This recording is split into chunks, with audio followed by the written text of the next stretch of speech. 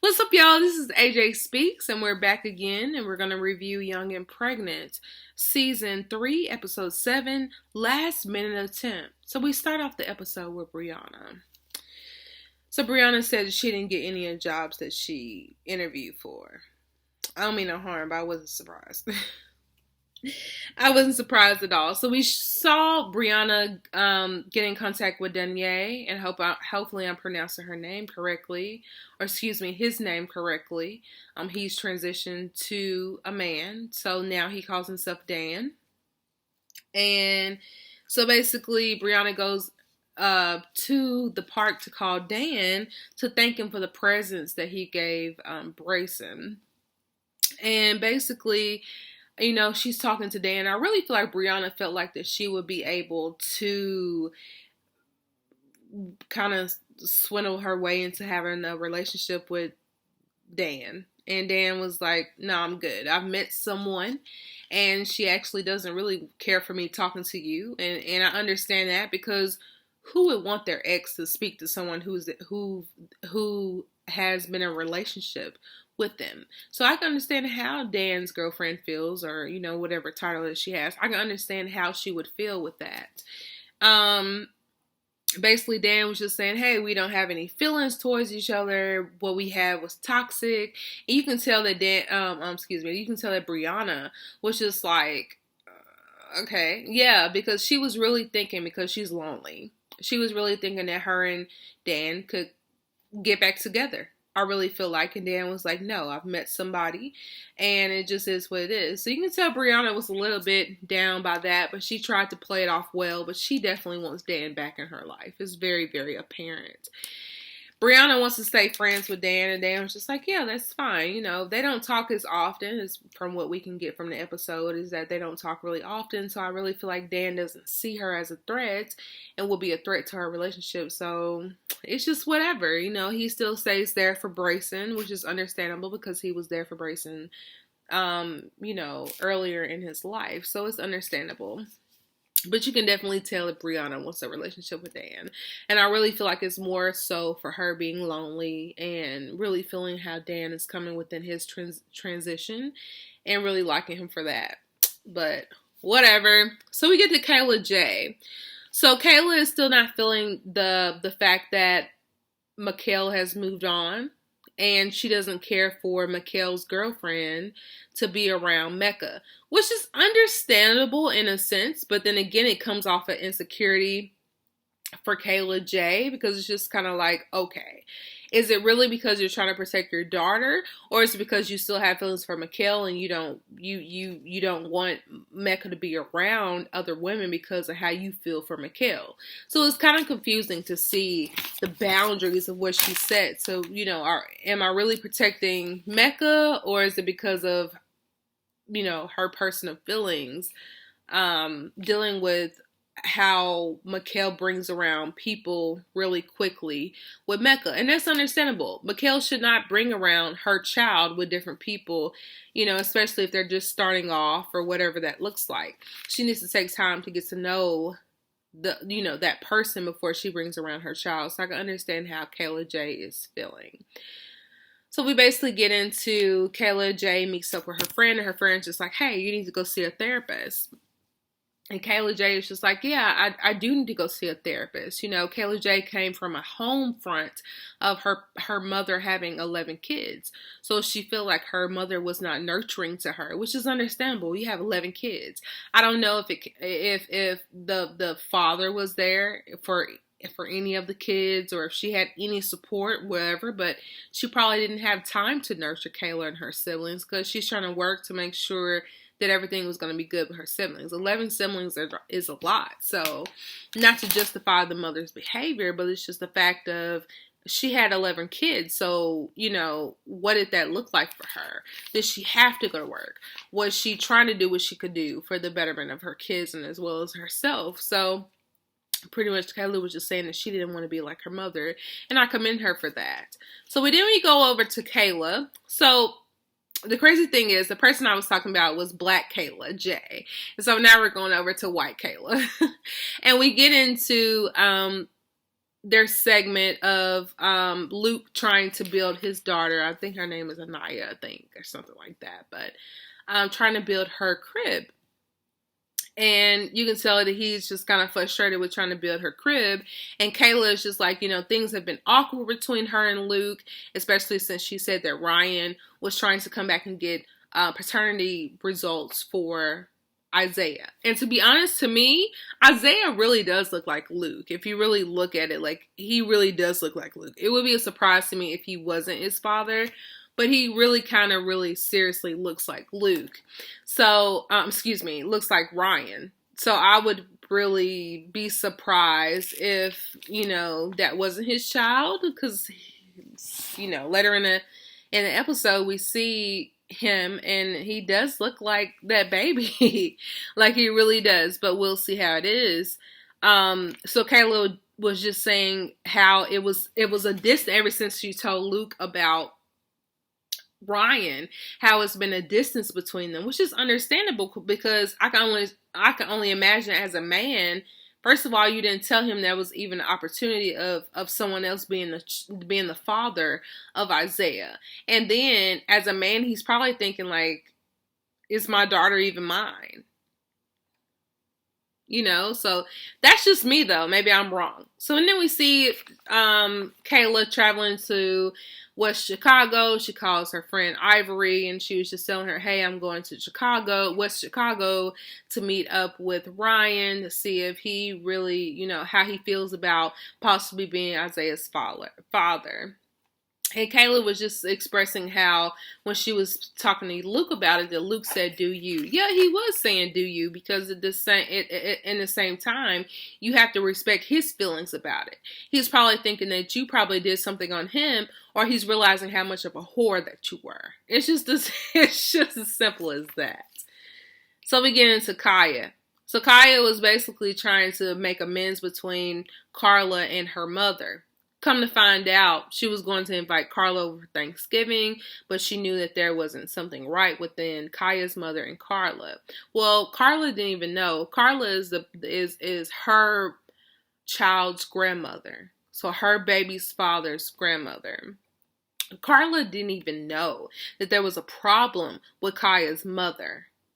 So she was just really shocked. And in the episode before, we see that Kaya and Carla actually end up getting into a shouting match and all this other stuff. And she calls the baby Amir when his name is Amor. So it's just crazy. It's just like, do you really know your grandchild? Were you trying to be shady or what was this? Like, what was going on? So Kaya is really trying to develop this relationship between Carla, her mother, and Amor, for them to have a good relationship. So he would have both sides of the grandparents, so he would know them.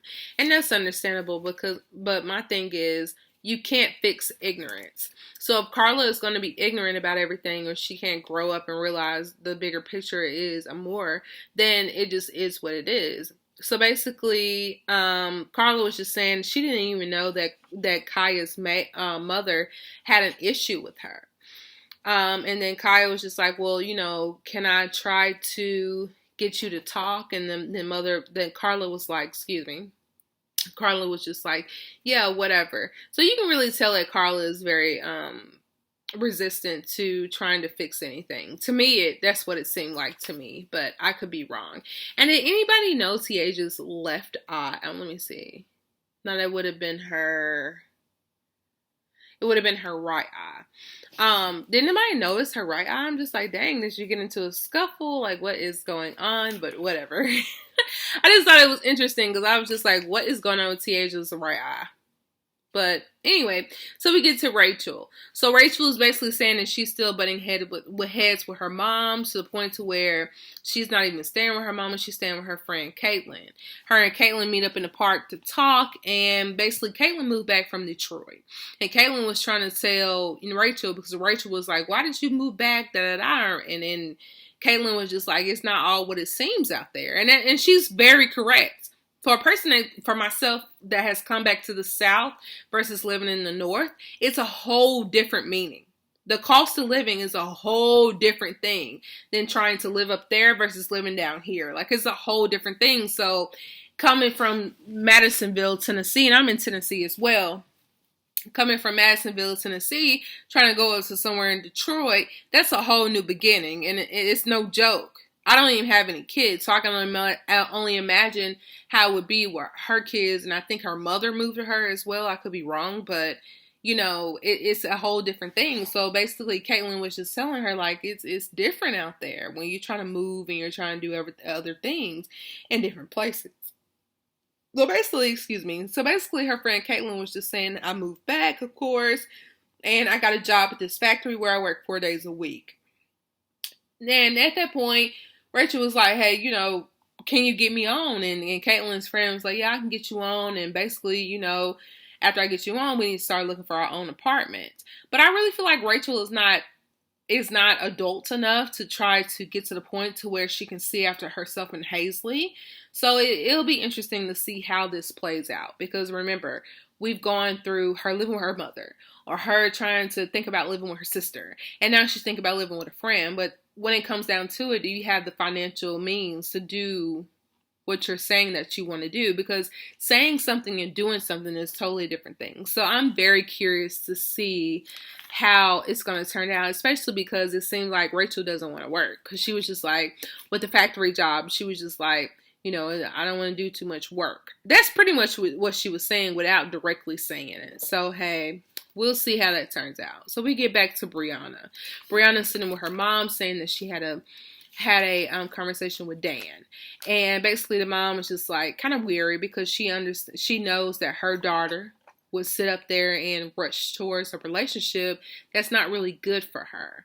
And she's just basically saying, be careful, make sure that you take the time to know the person within your dating before trying to move in with them. And then the producers do a flashback of when Brianna was end up dating somebody. I forgot the girl's name, unfortunately, but she was dating somebody.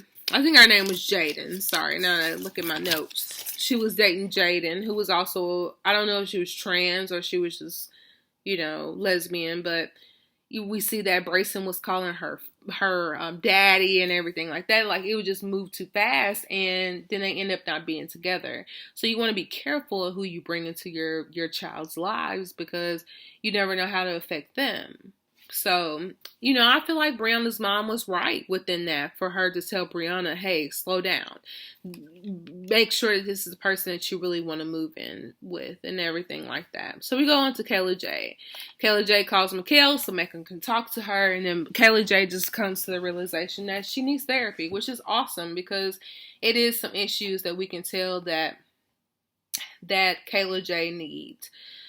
So we get on to Mikhail. Mikhail meets up with her friend, and she feels like, Mikhail feels like that the only way that she can really see Michaela if she's over there at Kayla J's house. And, she's aggravated by that, and then she's aggravated by the fact that her mom won't accept her as the transsexual that she is, and everything like that. And she just feels disrespected because her mom doesn't respect her transition. She continues to call her the incorrect pronouns, she and everything like that. And she wants her mother to call her he. And apparently the mother is just not giving into that. And her friend was just saying, hey, it comes with time. Her mother was the same way, but as time goes on, she's, slowly warming up to it. Even calling her Snoop, what she wants to be called, as she transitioned into a male. So, it's only understandable. So hopefully Mikhail will understand that it just takes time, especially when you're dealing with a different generation who doesn't really understand what the current generation is going through within their sexuality. It's just a reality of it. And so basically, we get back with Kayla, the white Kayla. We get back with Kayla, and she meets up with Ryan in West Chicago at this restaurant. And to me, honestly, Ryan really resembles Isaiah. I could be wrong. If it comes out next episode, he's not the father, I'll eat my words. But it really does seem like Ryan does resemble Isaiah a lot within right here, like the nose and the mouth area. So I would be very curious to see what the results say. And so basically Ryan was just saying it was one-sided. He wanted to be with Kayla and wanted to stay with Kayla. And he admitted that he wasn't pulling out the way he was supposed to. So he didn't know if he was the father or not. But he knew that he wasn't pulling out at the time that he needed to pull out in order for her not to be pregnant. So he felt like that Isaiah could possibly be his. And so Kayla starts to apologize. And then Ryan was just like, well, your apology can't make up for time. And that was a very grown-up thing to say. Because your apology cannot make up for time. No matter how much you apologize, it cannot make up for the time that he has lost with his son, if this is his son. So we'll definitely see how that goes. And it'll be interesting to see how that goes if he is the father of Isaiah and Stefan is just like, what the fuck? This whole time, that would be very interesting for me. I also noticed at the end of their segment that it seemed like Kayla was either looking down or she was looking to the side or something, and it was something about that right eye. I was just like, Kayla, get that eyelash together, get your eye together. But I'm not here to judge. I'm just here to speak. So we go back to Kaya.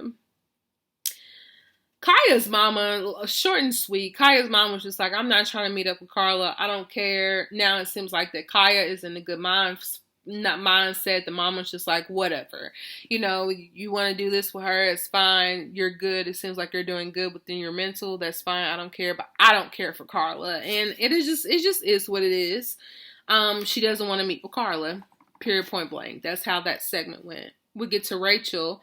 So basically, like I said, Rachel had moved to Caitlin's house, her friend's house, who she was talking about the factory job with, and even Caitlin's mother has been watching Hazley, which I'm just like, wow. Like, I wonder if it's for a fee or anything, or maybe they know that she's on the show, so they know that she'll probably get some money. I don't know, but it's very interesting that she would watch her child during that time. But Rachel's problem is if she starts working at the factory at night, she's concerned who would watch Hazley. So she ends up calling her mother, and her mother's like, hey, you can come get her as long as when you get off, you come get her. And Rachel's just like, well, I need time to sleep and all this other BS and whatever. And so, it'll be interesting, like I said, to see how that turns out. Rachel starts to guilt trip her mother with saying, hey, you were trying to treat me like a teenager and I didn't like it. And, you were out of my life for 9 years, and now you're trying to come back and treat me like this child, and I'm over 18, and I'm grown, and all this other stuff. So it was just too much. You know what I'm saying? Either you're gonna live by your own morals and your principles, or you're gonna stay with your mother and you respect what she says too. I mean, it's either or there. So I didn't really care for how Rachel went about that. I didn't really care for that. So Rachel was also saying that her mom would call the cops if she wasn't there trying to get her back home. But I mean, it's nothing that cops can do if Rachel is 18 years old. I mean, she's by government law, she's a young adult. So, it's just kind of crazy with all of that. And she is, Rachel just kept on trying to guilt trip her mother, saying now after 9 years that you've left me, now you're trying to be a mother, and I'm grown now, so why are you trying to do this? So it was just too much. It was really too much. So we get on to Brianna. So Brianna was claiming like she wasn't trying to get back with Dan, but it's very adamant to me that she would want to be with Dan. If that's how she could have it, she would want to be with Dan. So, because Dan basically told her, hey, I'm talking to somebody, and Dan really appeared as though he wasn't trying to give Brianna the time of day other than to get that check for him being on the TV. She ended up getting on a day nap. And so Ashley comes over, that's her friend or whatever she's been spending time with, and was just basically telling her, I'm on a day nap and all this other stuff, da-da-da. And I'm thinking to myself, but has your son been potty trained yet? Has he been potty trained? Because it doesn't seem like he's been potty trained yet. That's what your focus needs to be on. Not trying to have a pair of pants beside you, because that doesn't matter. Has your son been potty trained yet? Have you been teaching him the things that he needs to be taught before going to preschool? That's what I think of. But whatever, to each his own. And so basically Brianna was just saying she wants to be happy, and Ashley, her friend, is just like, I help you with dating. Remember, Ashley is married. But she was just saying, hey, I will help you with dating. But my thing is, Brianna needs to focus on herself and her child and learn how to be alone. That's going to be Brianna's biggest thing, but whatever. I mean, Brianna to me acts as though she's a child, so whatever. So we get to Kayla J. Kayla J ends up going to the therapist, and basically Kayla is just basically saying how she feels with Mikhail bringing Mecca around new girlfriends, and she just feels like Mikhail should, take her time before bringing Mecca, before girlfriends. And I can understand that, but at the same time, you can control what another person does. You trust her, so it just is what it is. As far as we understand, what we can see, what the producers haven't shown us or anything like that, it seems like that Mecca was in good condition when she was with Mikhail for the time that she was in Philly. So what's the problem? So it makes a viewer really wonder if it really is about Mecca, or is it really is about Kayla J. Is it really about you, or how you feel about Mikhail moving on with her life? So, that's something to think about as well. And so when she went to go see the therapist, basically the therapist was just like that, it's important to communicate. And it's also important for you to control your reaction to the issues that you're having. Okay, so that pretty much was it for Kayla J's segment. We go on to Kaya. Kaya ends up calling back Carla, and she is trying to attempt for Carla to meet up with her mother to squash whatever the beef that they have. Well, Carla didn't even know that that Kaya's mother had beef with her. She just didn't know. And so basically, Kaya met up with her sister, and her sister was just, she was telling her sister that her mama was just like, no, I'm not going to meet up with Carla. Stop asking me. And Kaya was just saying Amora is my primary focus. And that's understandable. But if you can't get two grown women to come to an understanding, then that just is what it is. They're grown women. They'll figure it out. And if they don't want to figure it out, it just is what it is. You have to move from that. And Kaya was just saying that she was just trying to fix the relationship with Amora's grandmother because she was just tired of being mad. That's understandable, but at this point, it's not even due to yourself. It's due to your mother and her relationship with Carla. So it has nothing to do with you directly. So you just have to accept it and go on about your life. Like, it'll save you a lot of stress. We'll go back to Carla.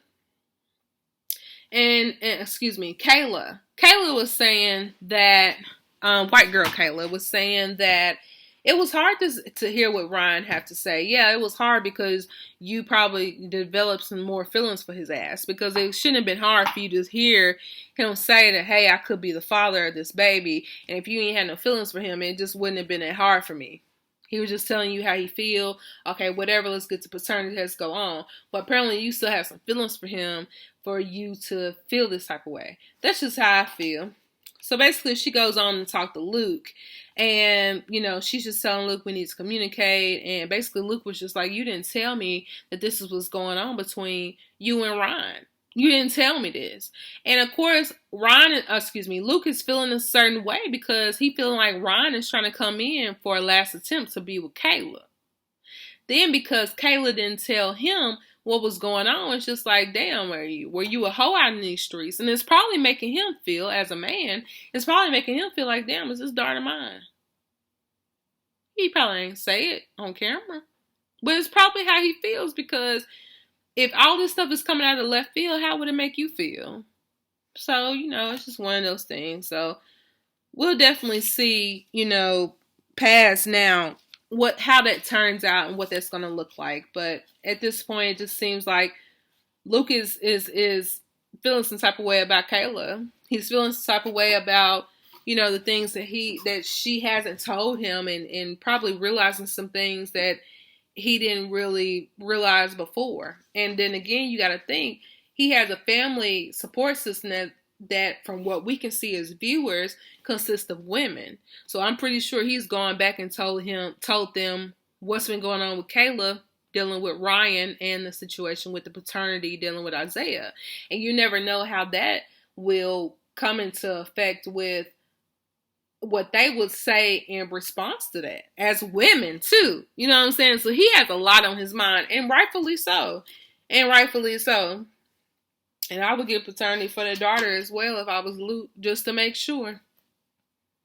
Just to make sure. We get over to Rachel and basically, we get over to Rachel's mother, Stephanie, and her sister, Mallory. And Mallory was basically telling the mother, stop enabling her. When you stop enabling her, that will make her, figure it out. Like, stop giving her money, stop taking care of Hazley and stuff like that. And I understand it, but it also made me wonder if Mallory was jealous at the fact of how much Stephanie, the mother, goes out on a limb for Rachel. And I wonder if she goes out on the same limb for Rachel as she does for Mallory. So it really makes you think. But basically, Mallory is just saying you enable her too much, and that's why she does the things that she does.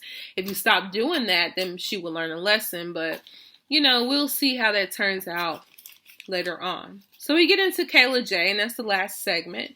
And basically, the therapist just lets Kayla J, the black Kayla, lets her know that her environment plays a large impact on who she is now. And I definitely understand that. I respect that, and I agree with that wholeheartedly. It all just depends on how you were raised. Just like Kayla J was saying, she had 11 siblings, or she was a part of 11 kids. So I'm pretty sure her mother didn't have time to nurture her. She was trying to do what she had to do, make that money or whatever that would look like. I don't know her backstory or anything like that, but it was different. But Kayla J wanted to make sure that she didn't have the same relationship with her daughter, which is understandable. So Kayla J was just saying that she didn't really get to know her mom until she was 18. And she's still, slowly understanding and getting to know her mom. And it's just sad, but it's just part of it. And that's the way she grew up. So it's just part of it. And hopefully it doesn't trickle down to Mecca. Hopefully she's able to continue to co-parent with Mikhail, and them have a level understanding of each other, as well as how to co-parent for the betterment of their daughter. So pretty much, that was pretty much it. We dived in a lot. We dived into childhood trauma. We dived into a couple of things dealing with just these women just being confused within themselves. That's how I feel. But hey, all I can say is if you like this video, please like, comment, and subscribe. And this has been your girl, AJ Speaks. Be easy.